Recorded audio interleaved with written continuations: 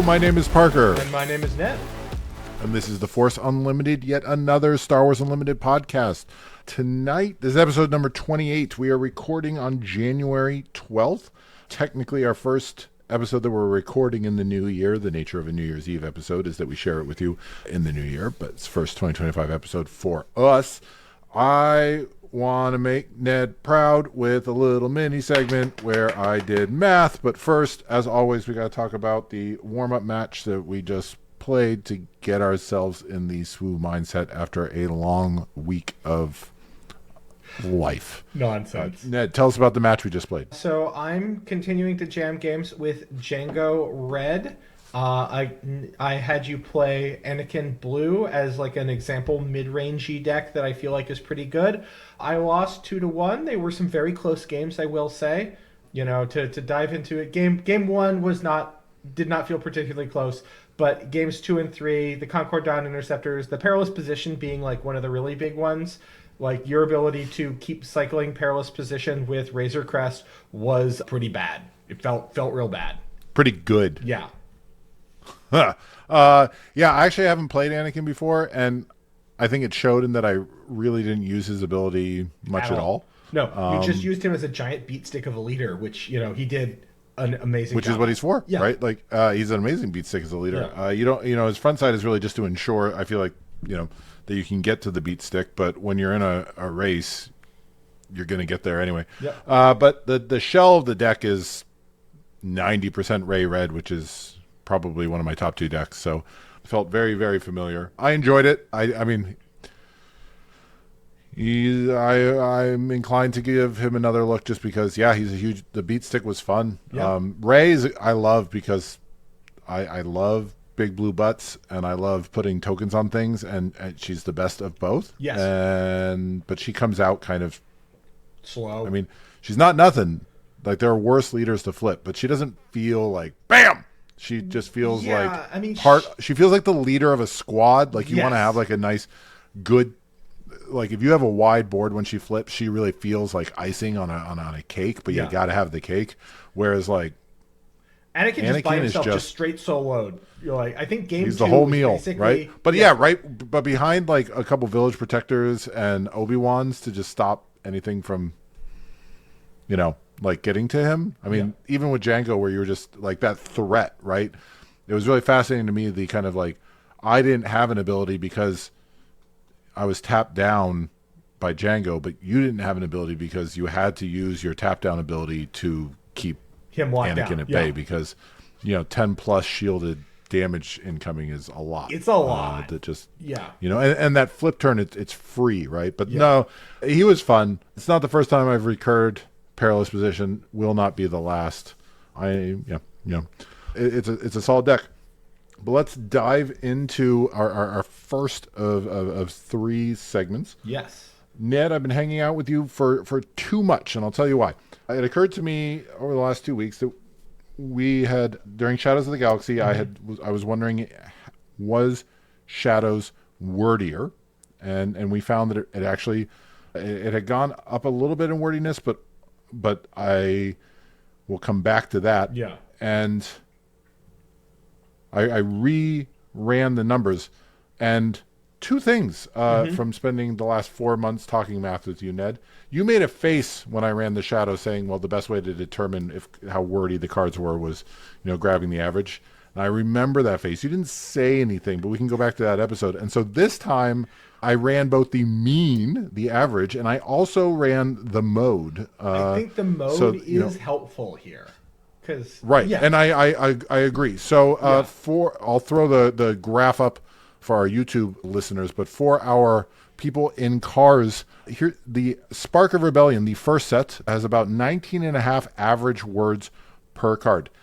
There's a caveat there, which I'm going to come back to at the end, but 19 and a half average words per card with a mode, meaning the most common occurrence we're going to see is 12. Right.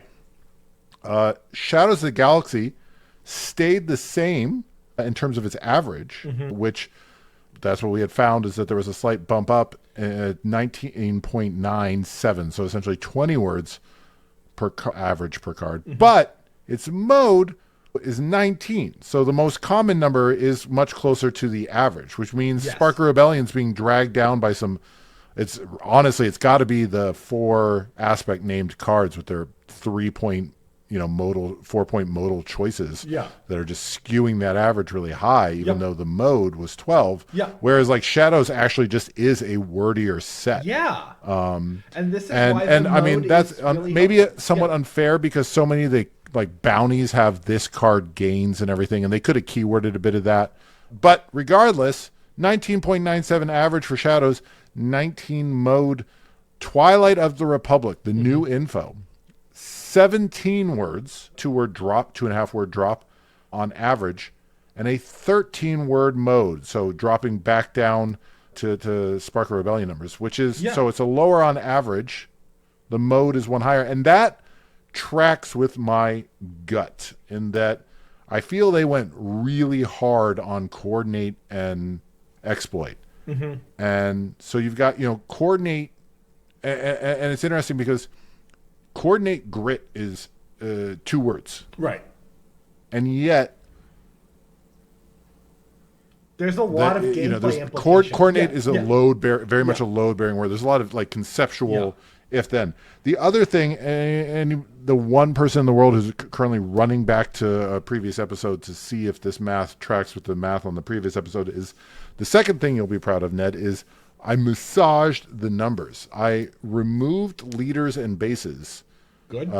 From and made it main deck only because I feel like both of those skew. My original reasoning was they would skew in opposite directions. Leaders tend to be a little wordier. Yep. Bases tend to be less wordy. But I changed my opinion because it's not about necessarily just the numbers. It's also about kind of front-loading conceptual complexity, right? Right. It doesn't matter how wordy leaders are.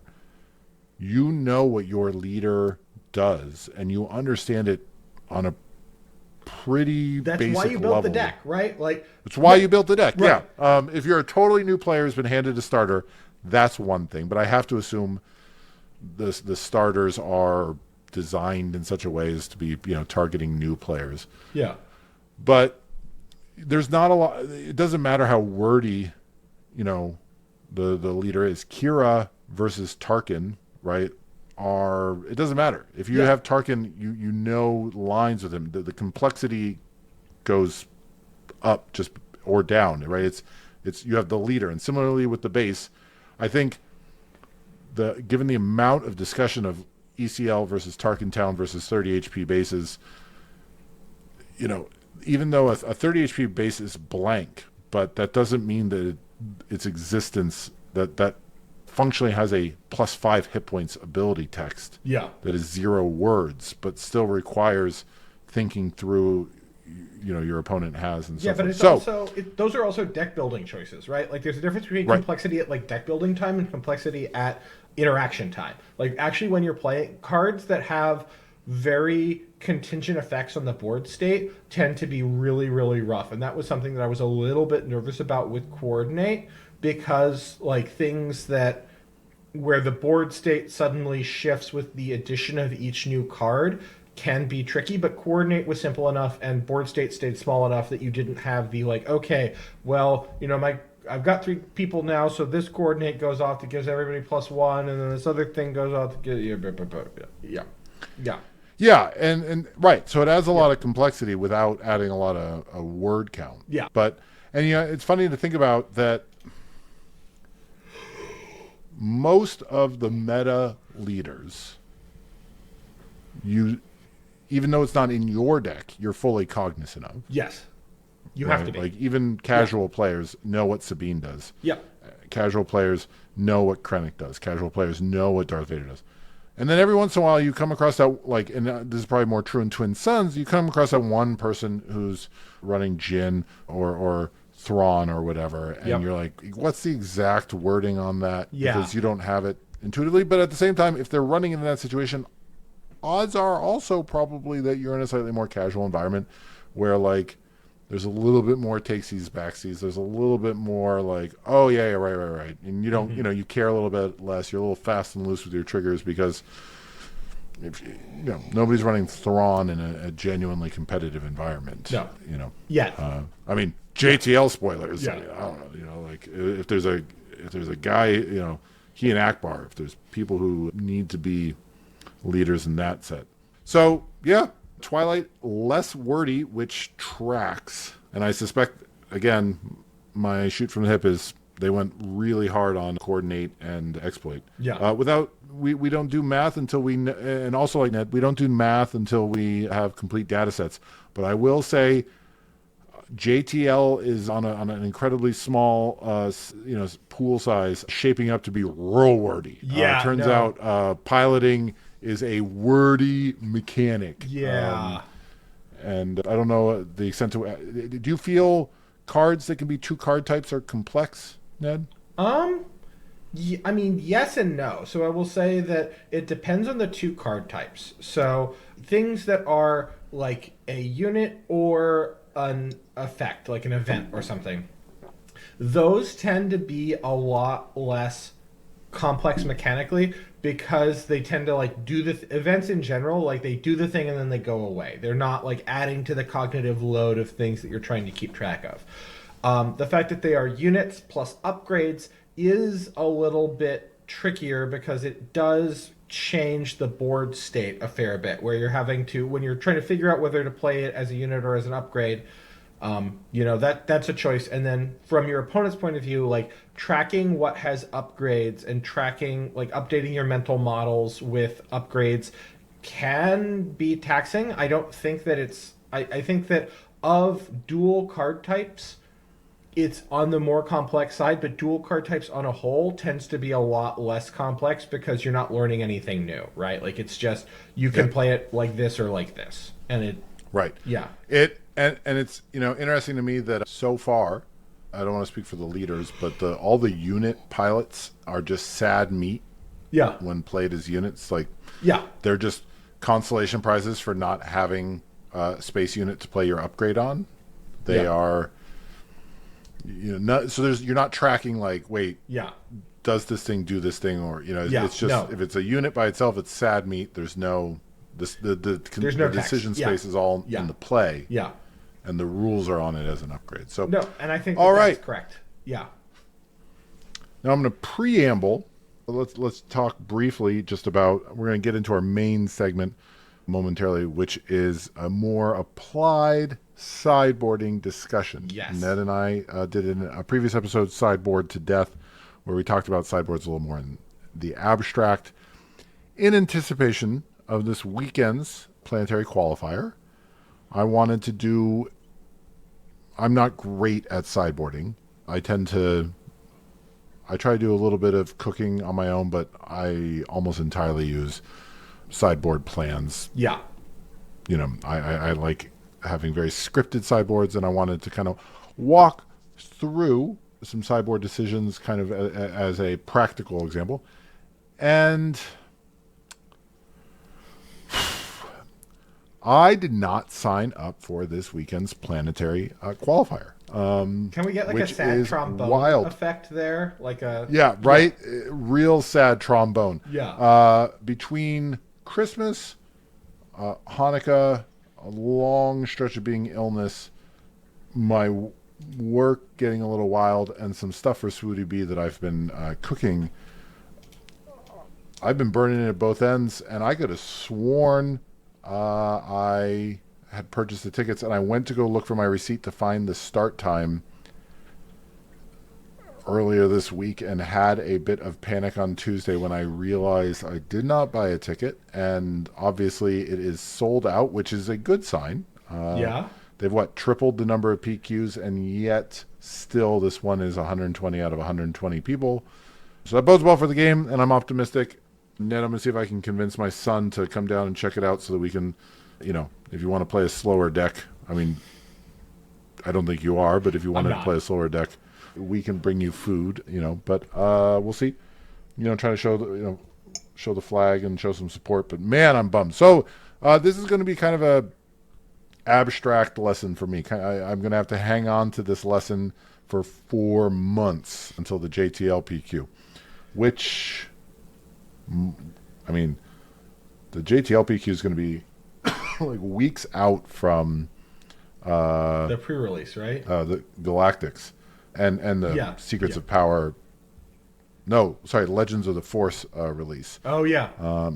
Do you know, Ned? And this question's probably going in the wrong direction, but I've been a little. The timing, I suspect that Galactics is going to be out. Is going to be a tournament where Legends of the Force has been out for 2 weeks. I mean, I think it's going to be back to proxying, to get ready for Galactics. I think definitely to get ready. Yeah, you are proxying. Yeah. Yeah, obviously not. Nobody's taking proxies. Yeah, I was going to say that's a bold claim to make. No. Nobody's taking proxies to Vegas. God forbid. No. I'm saying the amount of time between if it releases on like the 14th or something, you've got like a week or two until you're getting on a plane. Mm-hmm. That's not a lot of time to. I mean, that's a whole new meta. Yeah. In days.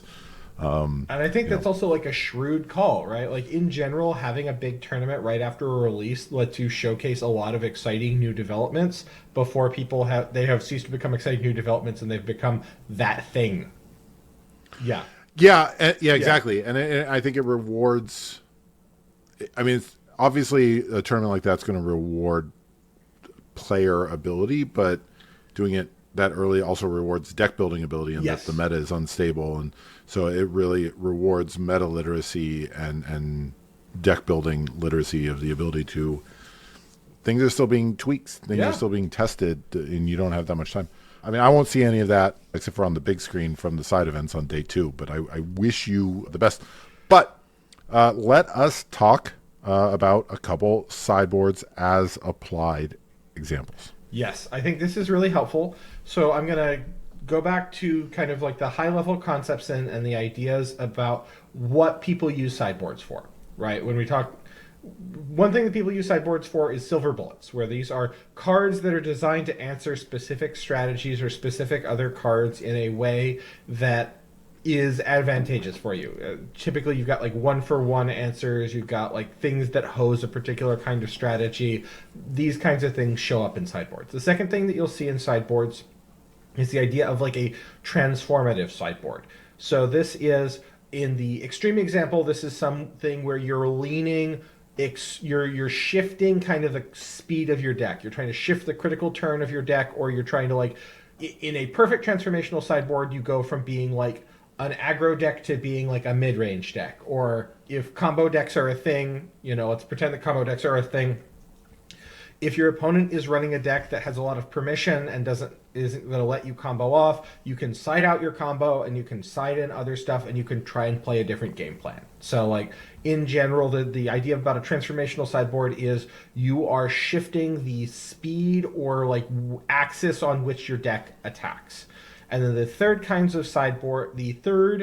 sideboard element are outside of silver bullets and outside of cards that are designed to shift your deck. You also have sideboard cards that are meta calls, right? Where if you're not entirely sure about what the spread is going to be, you have to pack answers to things in your sideboard. And so this isn't like a full transformational sideboard, but this is that are designed to answer particular sets of meta calls. So an example here might be, let's say that you have takedowns, right? You're running a lot of takedowns, and takedown and Slay the Dragon compete with each other for slots in your deck. You can't run like the full set of Is there a reason why the cast of Young Jedi Adventures is appearing? I had brought them down for our time on late night gaming, so they would show up on my playmat, and I'm returning them home. I'm actively listening now. Okay, all right. Sorry, I wasn't sure if this was like a timing mechanism. No. That's just it's important to me that nubs be visible like in my frame. So So when you've got an uncertain meta, you're not exactly sure. Is that an uncertain? I mean, that third option feels like the saddest. It's kind of sad. like that one. In an ideal world, you aren't packing any cards for 3. You're not packing right? like a large number of cards in this slot. Like I think control decks tend to do this more because you can't like the space of threats is larger typically than your space of answers. And so like being able to side out your bad stuff for things that are better works. But Yeah. if you anticipate, isn't that as much I mean, if you have perfect anticipation, bucket then, number 2? yeah. Well, but isn't that? I mean, what's the distinction in your mind between I need to shift my deck a little, Yeah. versus I need to address a meta that I'm not prepared for? So I think the classic example here is like 1-for-1 removal effects. So let's pretend that your opponent, are they running things that have 5 or less HP? If they are, then Takedown is a better card. Are they running more things that have 6 or more power? Then Slay the Dragon is a better card. You know, on a different side, looking at Open Fire versus Perilous Position or Make an Opening, you know, are there lots of things that have 4 hit points? Open Fire is better. Are there things that have 2 or fewer hit points, or that you need to like have -X effects for? Then those are better. And so these, you can't prepare for everything. And so this is like shifting a little bit. This is less you want these, you're not like trying to put these cards in. It's more there are cards you are trying to take out and these are their replacements, right? Okay. You have some Got it, cards got it. that miss because of the way that your opponent's deck is structured. So can you replace those with cards that hit? And you're not Okay. transforming your game plan. You're still trying to do the same thing. It's just, okay, you brought this hit point value worth of units, so therefore I need to be packing removal that deals with units of that hit point value. Okay. Yeah. Okay. Yeah. All right. It's still That removal. tracks. You're just swapping one flavor of removal for another flavor of removal. So I think I still feel like that's a. I mean, it is kind of sad. Ned, Yeah. why is your taxonomy not like perfect buckets, but 2 and 3 feel They are more like a similar strong than overlap. not. It's basically our I like the differential diagnosis for these classes are you replacing a unit with or a card with basically the same card with slightly different text, right? So if you are replacing your Death Star Stormtroopers with Crate Dragons, then that is transformational, right? right? If you're replacing your Death Star Stormtroopers with Greedos, I'm not sure why you would, but let's say you're replacing your Death Star Stormtroopers with Crafty Smugglers, right? These are both designed to be turn 1 plays that exist to trade. It's just Crafty Smuggler is better against units of some sizes. Death Star Stormtrooper is better against units of some sizes. They're both fulfilling the same function. It's just slightly different. Okay. Does that make sense? Yeah. It does. It does. Yeah. Okay. All right, so I'm going to jump into a Django list. This is the KOTD Josh Tada SCGCon Columbus 2K list. And we're going to zoom down to the sideboard here. And let's talk about the specific card choices. And like, I am not Josh. I would say that Josh is probably better than me. But let's try and like divin from these cards. Let's classify these and figure out like what are they trying to do, where do they live, what's going on here. So the first thing we're going to look at is we're going to look at Cad Bane, right? Cad Bane is a 7 cost. He's running 2 copies of Cad Bane. Cad Bane is a 7 cost unit, and the deck doesn't run anything over 6 main deck, right? It is not trying to go this late in the game. This is a classic example of a transformational card. This is, if I think that I can, when you are in aggro deck and you're faced with an opponent, you have kind of 2 choices. You can try and go lower to the ground and get under them, or you can try and go bigger and go over them. And sometimes a lot of the time as an aggro deck, you can't go much under. There's not a lot faster, cheaper that you can go. So if you're competing against like a mid-range deck or another aggro deck, if you think you can go a little bit bigger than them, if you can swap out some of the stuff that doesn't match up well for Cad Bane is going to let you go over the top and is going to break those kinds of scenarios. So that's like a transformational card. Particularly Cad Bane, I think, fulfills this role very well as a card you go over with, because Cad Bane, when he enters play, he captures a bunch of units, right? So he's an immediate swing on board where if you're behind, Cad Bane can bring you back. Your game one game plan is when you're playing an aggro deck is generally don't get behind, right? I lean into Cad Bane really for the capture, Yeah. but for stabilizing, Yeah. but the ability to just churn that draw. That can be some pretty aggressive draw. I've drawn 6 off a Cad, and And he's also good. just a 7/7. Like if you but specifically in an aggro deck, where by the time you're at turn 6, you're hungry for cards. Yes, and so being able to just draw and draw. Yeah, I mean it can help you. In general, as an aggro deck, your card value is less than your opponent's, but I could see in like an aggro versus aggro matchup where you're running out of gas, like using Cad Bane primarily as a draw engine is meaningful. I think the fact that he's also just like a 7 power 7/7 is good, Yep. What's the tie advance doing in there? So the tie advance is another one where you're trying to go a little bit bigger. So the tie advanced, particularly in like a mirror match, the tie advance lets you make your units a little bit bigger. The tie advance is not like is a pretty efficient card if you're getting to place all of the experience points.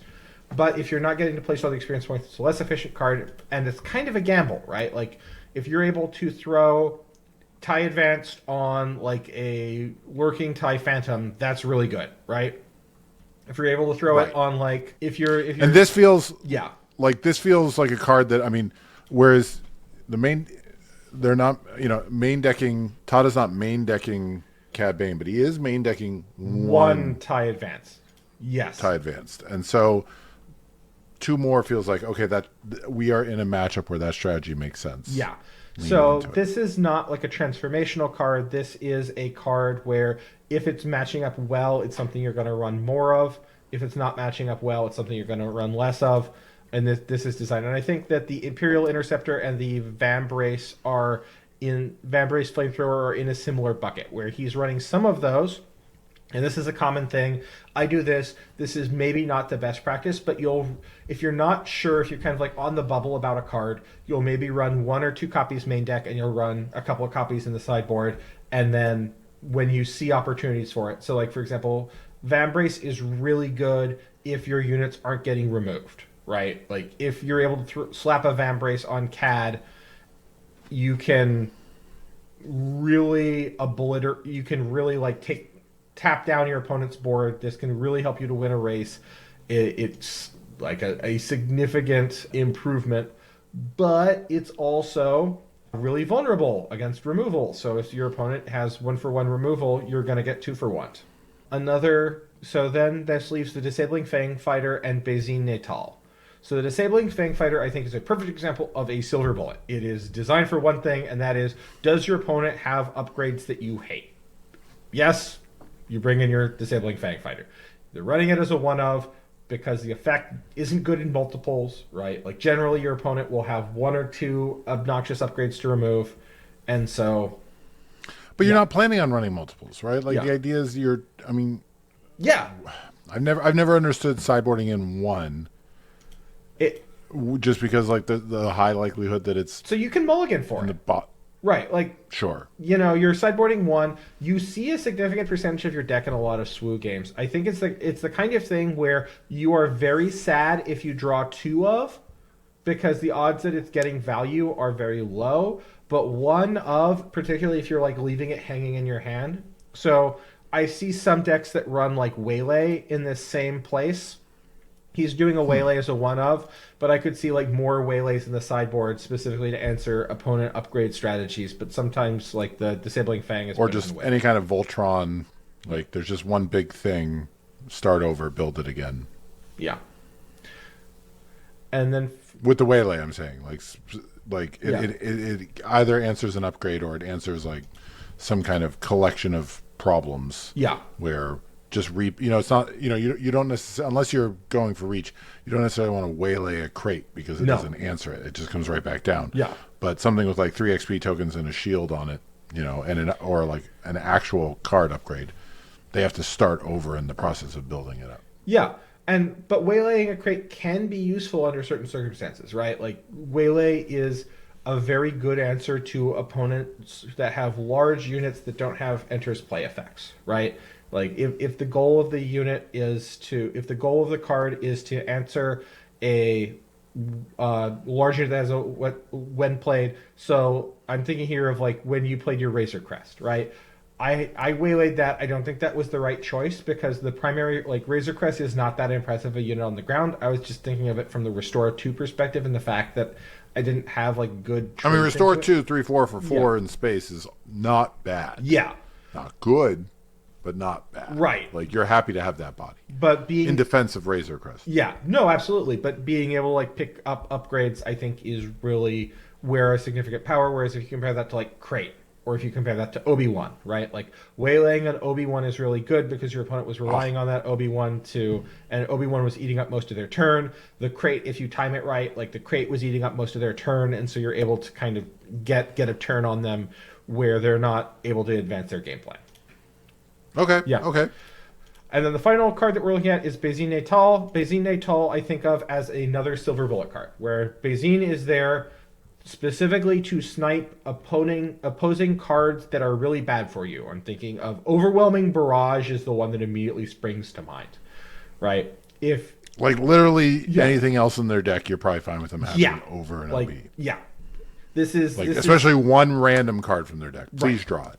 Right, but I mean that's the whole point, right? The idea behind Bézine is and this is why you'll see a lot of Bézine is a silver bullet. Does your opponent have a silver bullet for silver bullets? Does your opponent have one card that is a huge pain in the ass to answer? If it is, Bézine will take care of it, even if she is not very efficient. And the fact that she smuggles out makes her really good when you get into like the longer drawn out games where you're not having to disrupt your early plays to play her, although I think it's fine to play her early if you're trying to snipe an Overwhelming Barrage. It depends on the situation. But, you know, in general, being able to smuggle her out means that it's a good thing. So, I'm not... This is a pure descriptive exercise. I'm not here to pass any kind of a judgment about the sideboard plan. I'm going to assume that because we've chosen 3 good decks that have 1 PQs, that the people who made them designed them and know what they're doing. They know what they're doing, and so we're assuming that every single card in the sideboard is there with a purpose, and we are trying to like be forensic and figure out what is that card there to do. And okay. So let's kind of take an example of this. I know you're not hyper familiar with Django lists, but let's say that you are going to be playing against like let's talk about the Anakin Red, right? Let's say you're running this one against, the Anakin Blue, against the Anakin Blue list that you were playing. What would you be bringing in here? Almost certainly disabling Fang Fighter. It runs a fair number of upgrades. Mm-hmm. And also just to resolve, the perilous position on yourself, all the XP, the shields, the lightsabers, there's a lot of ping. So yes, almost certainly bringing that in. Cad Bane is tempting because blue-red hero tends to go wide as well as big. Mm-hmm. And so capturing a lot of those tiny little life gains is appealing. I'm not entirely sure on that. Mm-hmm. Bézine, I don't know. I feel like when I'm running Yellow Villainy, I tend to main deck Bézine a lot. So she seems like something I want to swap in. Just there's a lot of good cards that you'd rather them not have right in the moment, whether it be Force Throw to Luke Skywalker. Mm-hmm. But then now I'm sideboarding in 5 cards, which feels like too many. So I definitely agree with you about the disabling Fang Fighter. I think that's a good one.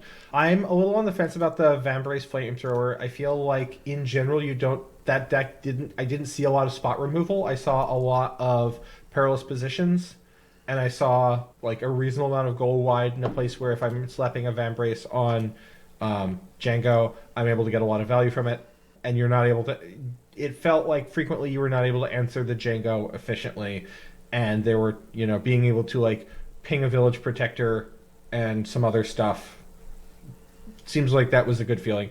I don't think that I would go for the Cad Bane. I don't love the Cad Bane here. I don't think that you can go much bigger. Like, I think that you are always going to be bigger than me.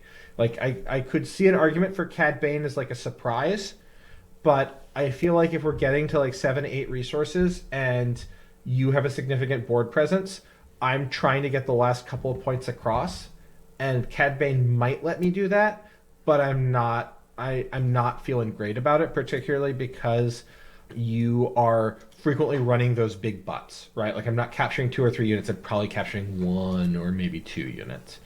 Right. True. I'm a little bit on the fence on. I think that Basine could be good, but I don't think that there's a single card that I'm really afraid of from you. I think that, like Luke Skywalker, let's say we're on 7 resources and I Basine and I pop the Luke out of your hand.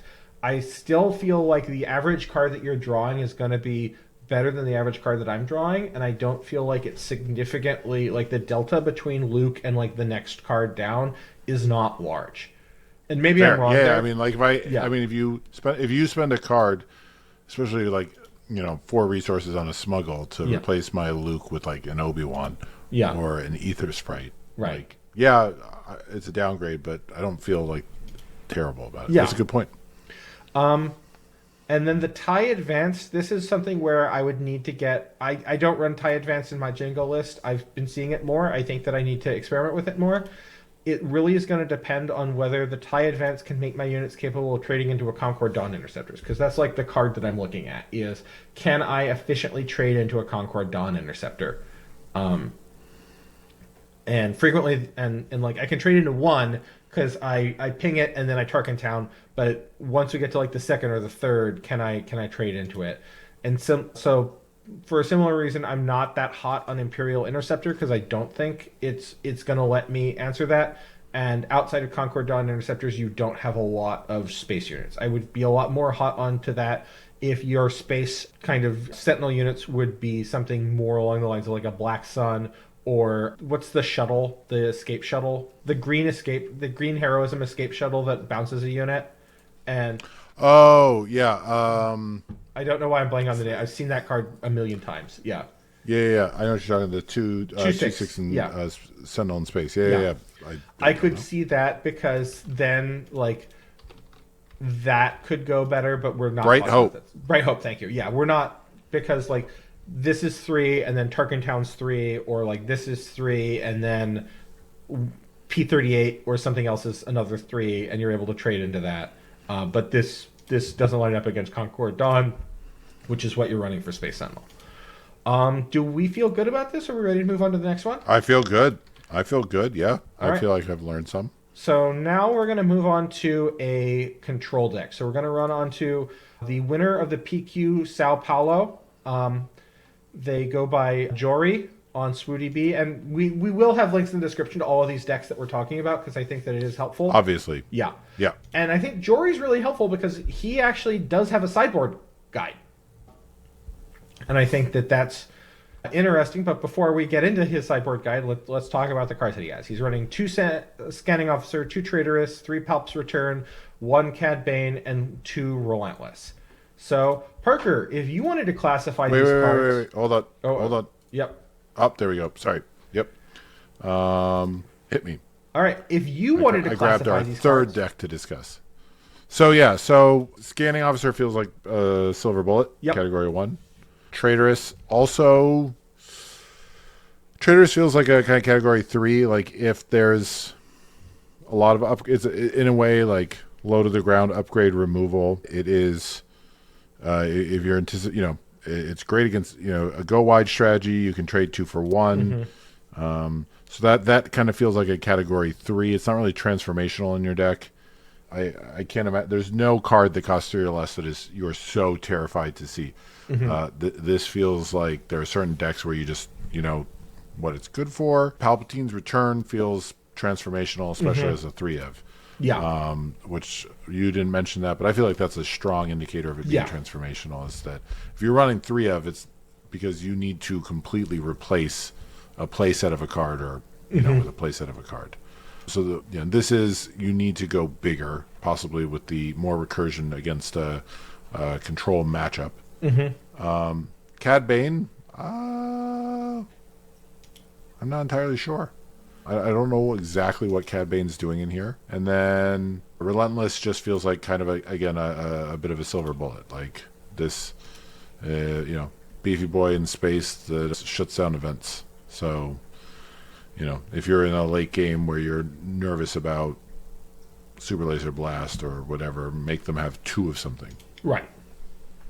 Yeah, I think that's pretty good. Cad Bane I would classify as being a little bit of category 2. It's in that sort of gray area between 2 and 3, where it's designed to kind of be an answer to a go wide strategy. It's not really a proper silver bullet, but it is a way to kind of bulk up because you already have a bunch of answers to go wide strategies because you're running Overwhelming Barrage, and because you're running like Darth Vader. Because you're running those cards, you do have like a limited answer to that.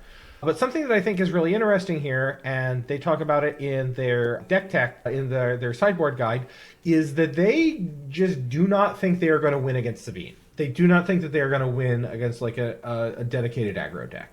And so because they don't think that they're going to win against a dedicated aggro deck, they are not devoting any sideboard slots to it. And I think that is something that you have to bite the bullet about, right? Like you can... If you have a matchup that goes from being like 20-80, where you win 20% of the time, where if you dedicate like a huge swath of your sideboard to it, you can bring it up to 40-60, you are probably... That doesn't feel good. Yeah, it doesn't feel good, and you're probably better off dedicating the sideboard slots to things where you're like 45-55 and bringing it up and flipping it, or bringing it to, things where you're like 55 and bringing it up to like a 60 or a 70% if you're feeling really good about a particular strategy. I totally agree with you about Scanning Officer. Scanning Officer is there as a silver bullet. Scanning Officer is also like a cheap card that is generically useful, like against any deck that is playing a non-trivial amount of smuggle. Like the Scanning Officer is just helpful. It also slows your opponent down, right? And I think that's useful. Why does it slow your opponent down? It's slowing your opponent down. Oh no, sorry, they're not coming in tapped. Ignore me.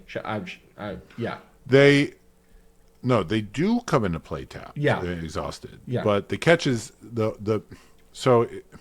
it's interesting how Scanning Officer works with regards to correct me if I'm wrong, but they changed the timing rules. Yeah. On how you don't have to track individually which resources are exhausted and which ones are not. Right. And so you don't have to track, but you are like, let's imagine that I'm playing. I do a common play about like turn 1. I am putting in Bazine as in my resource row to bring it out on turn 4 to snipe the Overwhelming Barrage that you're going to play. Right. If I am playing Scanning Officer on 3, or I'm playing Scanning Officer on my 4 resource turn, I can set, if I'm open Scanning Officer or you attack before anything, I can slow your development. Right, and that can be significant. And that was my memory about how Scanning Officer worked. But it's been a bit since I played against Scanning Officer. Yeah, I have a bit of an aversion to Scanning Officer, but yeah, okay, yeah. So no, but it's there to answer specific smuggle questions that you have, timely interventions and techs and so forth. The blaster. What is it? D13. Yep.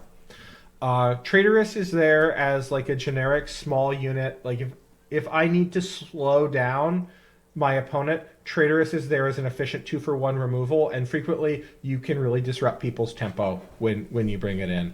It doesn't play great against mid-range because most of the mid-range threats are too big for this, but against like a lower to the ground mid-range deck, or against a deck that is trying to kind of get deeply under you, Traitorous I think can be efficient. It's obviously bad against control, and against big mid-range, it's efficient. It can be efficient because you can trade 2-for-1, but you're having to look for the spots where you're trading 2-for-1. Totally agree with you about Palpatine's Return being transformational, where this is designed to provide an element of recursion. It's designed to like go for, if I'm needing to go for a longer game where we're trading cards for cards, and our primary method of engagement is just like bashing cards against each other until somebody runs out. Palpatine's Return, I think, does a really great job. I think it's also particularly useful in situations where you need a particular unit to come back. I'm thinking of like Reinforcement Walker, even though you don't get the discount on it. is great to bring back. And then like Darth Vader as a way to clear up enemy boards, I think that it is helpful in those situations. Cad Bane Hostage Taker, I think we talked about a little bit, where it's designed as like a go wide answer. It's, fine. They're running one in the main anyway, so that additional one I think is helping again against decks that are trying to take control of the board and trying to like stop your opponent from taking control of the board. And that's your job as a control deck. You want to stop your opponent from taking control of the board, and then you win. And then I also agree with you about Relentless being it's designed for like control versus control matchups, or where you need a sufficiently large threat to end the game quickly. You don't have crate, but this is why you see like a lot of crate. Is right. Yeah. It is, do I draw it and the game has gone on long enough, I win unless you can do something to stop me. Right. Yeah. Okay, well, I must be learning because deck 1, I whiffed pretty hard on assessing the cards. In deck 2, I'm feeling better.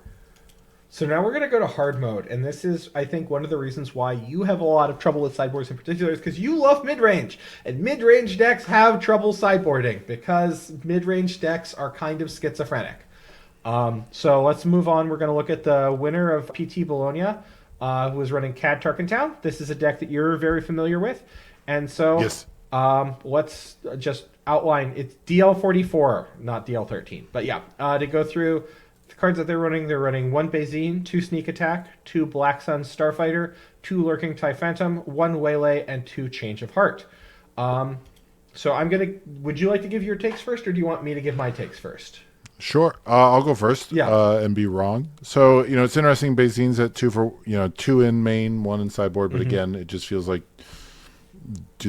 how critical is it that you get rid of those answers? Yep. This feels mostly just in a, if the question that they're presenting is a bad, that you need an answer for, then you just increase your odds. Yeah, it's category 3, right? Like you're bringing out cards, and you're not changing anything. You're just like leaning more in the direction that is working for you.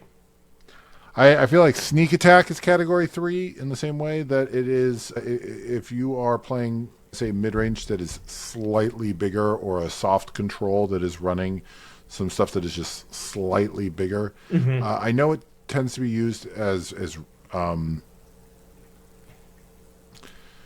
sorry, I misremembered the card because it is like 10:30 Portland time here. No, sorry. So this is transformational in the other way, that you're like shifting down just a little bit to, you got to get things out early, where you just have to resolve some, say, when played effects. Mm-hmm. You as a general rule, like you're trying to bring out Ruthless Raider a little bit earlier, a little bit cheaper, just to get that damage. I don't love Sneak Attack with Ruthless Raider in Cad Tarkentown. I'd rather just play it and have it be beef on the board. But sometimes that reach is critical. Yeah, there's one other circumstance for that, and that is because the unit comes into play ready. If you're facing an opponent that is running a more controlling deck and they are completely tapped out, then if their other resources are exhausted, you can Sneak Attack in something if you've lined things up and be able to guarantee that the damage gets through. And frequently, there are situations where they're continuously answering what you've got on the board, and so being able to get that damage through. Or just like, I think there's so much like space exhaustion, against Django. So for example, where like you play something and it's just going to get pinged or whatever, where you can, you bring it in, run it through, and you want that 4 damage on death. Yeah. The Black Sun Starfighter, I feel like this is, category 2. You're not transformational. This is again also category 3, where you're just like, how much aggro space do you anticipate encountering? Like how, if you're playing Triple Dark, seeing a lot of Triple Dark Raid, if you're just seeing a lot of Millennium Falcon, like slow it up in space. Lurking Type Phantom kind of in the other direction, if they're not running space. This feels like you want to be running either. Yeah, I would definitely agree with that. And so, like, if you knew what you were running, it would be in the main deck, but you don't. So this is a kind of a deferred slot of which one do you want to run? If they have a lot of space, you're running Black Sun. If they don't have a lot of space, you're running Lurking Tie. Also, if they have a lot of just point removal, Lurking Tie is good. So if they're the Mirror, right? Like, it's an amazing card in the Mirror. Waylay you discussed earlier. Mm-hmm. You know, Change of Heart in Cad Bane is interesting. I don't know about that one. That almost feels like a silver bullet where I would agree with that, where it's designed like, is your opponent going to resolve Poe Dameron, right? Like, is your opponent going to resolve some big scary threat and that is going to stabilize the board for them, and can you steal it for one turn and either trade it off or make them get enough damage through that you were able to close the game out? I think this is I do not often see honest Change of Hearts. Yeah. Right, where you're playing it for the intended described effect of the card, which is to take control of an opponent's card for one turn and then give it back. Yeah, no. That's a sucker play.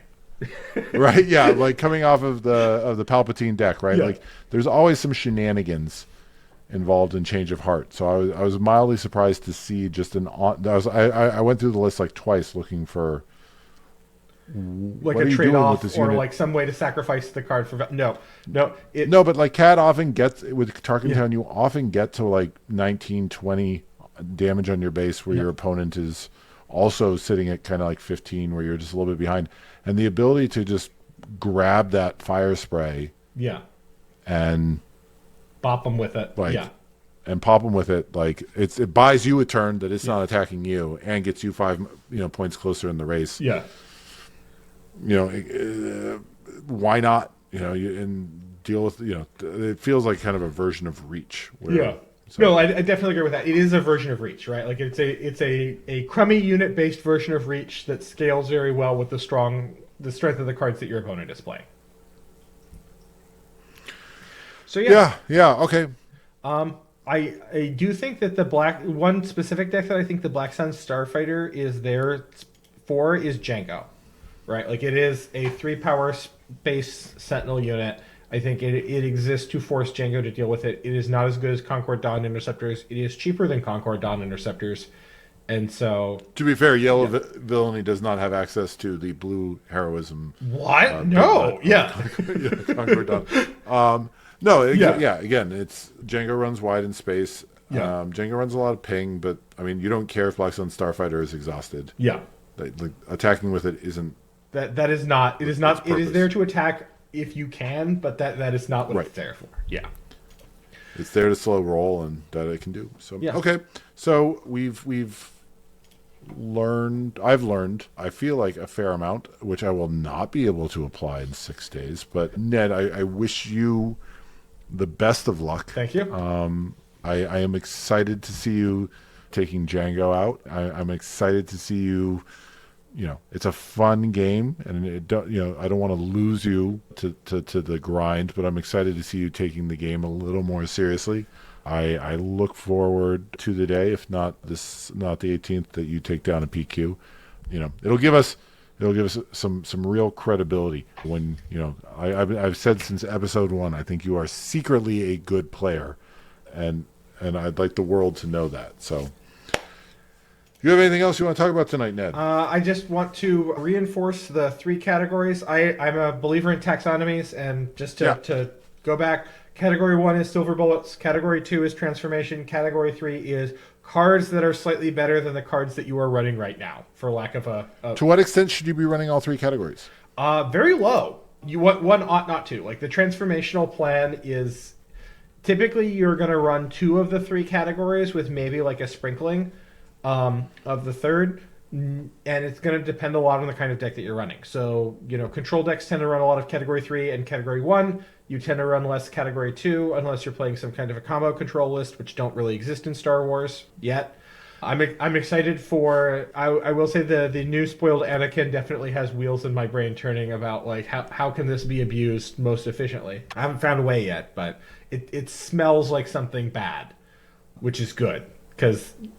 we're the vultures. He's just a 2/3 who jumps from ship to ship to ship to ship, and if you're wide in space. The Johnnies are the vultures of the card game environment, where they eat the things that nobody else is interested in. Well, I think I'll be excited to see if you can do something wild with him, Ned. But I think he's just he's a 2-cost yellow force unit. Yeah. No, I think that's probably the way that's just going to end up being. Like, Yeah. sure, you want to like build some wild turn in round 5, round 8, where you've got like 6 units that you can just have him jump from for this like magical turn where he does like a ton of damage. Like, knock yourself out. But I think going into turn 2 with force and yellow hero is also going to be where young Annie ends up a lot. So, but yeah, the old yellow red Annie into force throw is probably going to be man. Yeah, you start with initiative and just like force throw. Oh man, yeah, exactly. That's where it's going to end up. So, all right, dear listener, thank you for joining us. Thank you for sitting with me in my lesson that I will not be using. If you are playing in the Portland PQ this weekend, we wish you the best of luck. Just a little bit less than Ned. And do you have any final thoughts on the episode then? I'm sorry for your loss, Parker. I will definitely miss being able to hang out with you in between rounds, so I can watch you play for 20 minutes after my match gets done. Yeah, what are you going to do, man? Like, you're going to go... I don't know what I'm going to do. I'll bring a book. Me and my, slow grind mid-range. Yeah. Dear listener, if you have any thoughts on the episode, we are at theforceunlimited@gmail.com. Alternatively, you can reach out to us in the comments below. And again, this is episode number 28. It's January 12th, and we will see you in 2 weeks. Adios.